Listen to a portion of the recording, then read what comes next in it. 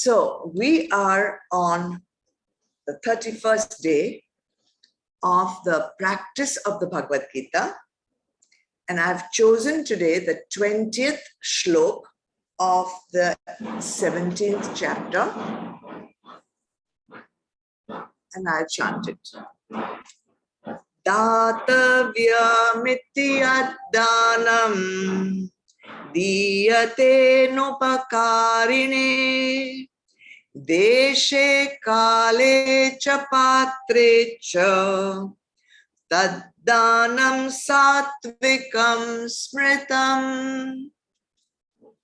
A gift which is bestowed with a sense of duty on one from whom no return is expected at appropriate time and place, and to a deserving person, that gift has been declared as Sattvik. As you know, we're on the last part of the Sattvik output of Bhagavan's 4-point program. Sattvik input, Sattvik ahar results in Sattvik yagna, Sattvik worship, and Sattvic Daan. So, today is the day for Daan. So, what is Sattvic Daan? What would you consider as a Sattvic gift to somebody? Giving something that would benefit the other person. And Sattvic Daan is not for helping that person. Sattvic Daan is there for self-purification. It is you who are benefiting, not the other. Most often we give charity daan to get tax benefits. We give away things because we find them so useless in the house that we want to get rid of them. So we pass it on to somebody else.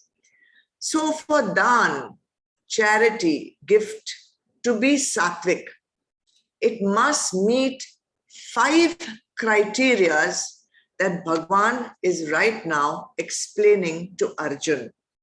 So let's go through the 5 action points which would make our daan Sattvik.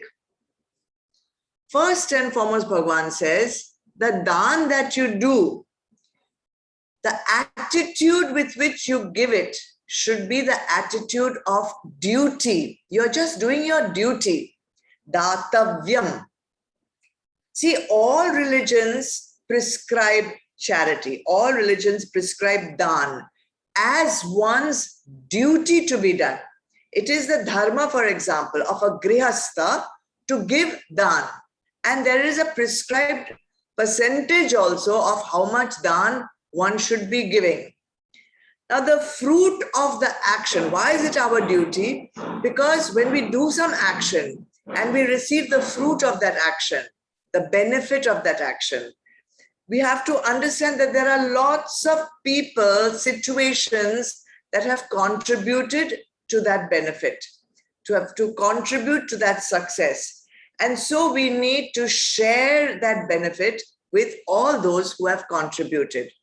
And this prevents us from hoarding our resources and also prevents greed and abhiman from developing in us. So, datavyam, the daan given as duty, first criteria.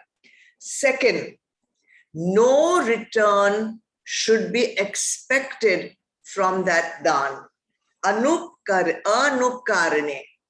Don't have any ulterior motive that I will give daan and I will get something back in return. Either a tax benefit or a pat on the back or some special favors. You know, people give daan and then they expect to have the front row seats in a satsang. No need to expect that my name will be announced from the stage, and no need to think that I will get some big plaque or some big banner, so I will have fame. naam, name, fame, all that. So if you it with this motive, it is not Sattvic Daan. 3, if you're giving Daan, it should be Kale Deshe, should be proper, appropriate place and appropriate time also. So when you give a Daan, the person to whom you are giving the Daan should be in a position to benefit from that Daan. So if the person is on his deathbed and you say, I am giving you this much Daan, what is the use for that person? He's already half in the other world. So that is not an appropriate place or time to give the Daan.